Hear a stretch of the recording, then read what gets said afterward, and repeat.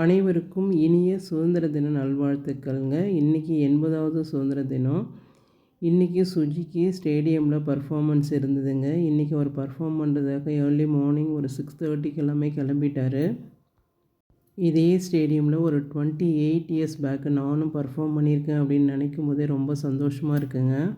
அதே ஸ்டேடியத்தில் என்னோடய ஹஸ்பண்டும் பர்ஃபார்ம் பண்ணியிருக்காரு. அதே ஸ்டேடியத்தில் என் குழந்தையும் பர்ஃபார்ம் பண்ணுறது ரொம்ப ஹாப்பி. நீங்கள் யாரெல்லாம் இந்த நெய்வேலி ஸ்டேடியமில் பர்ஃபார்ம் பண்ணியிருக்கீங்க அப்படின்றத கமெண்டில் சொல்லுங்கள்.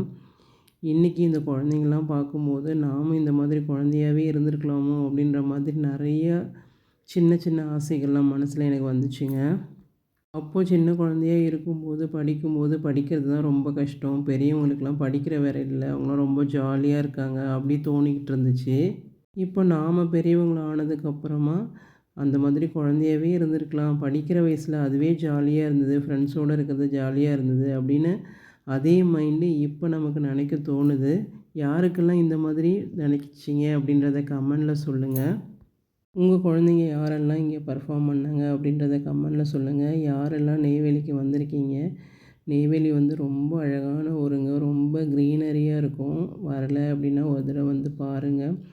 புதுசாக வரவங்களுக்கு எந்த ஸ்ட்ரீட் எங்கே இருக்குது அப்படின்றது அளவுக்கு தெரியாத அளவுக்கு எல்லா ஏரியாவும் ஒரே மாதிரி இருக்குங்க. ட்ரை பண்ணி பாருங்கள். நியர்பையாக இருந்தது அப்படின்னா மிஸ் பண்ணாதீங்க.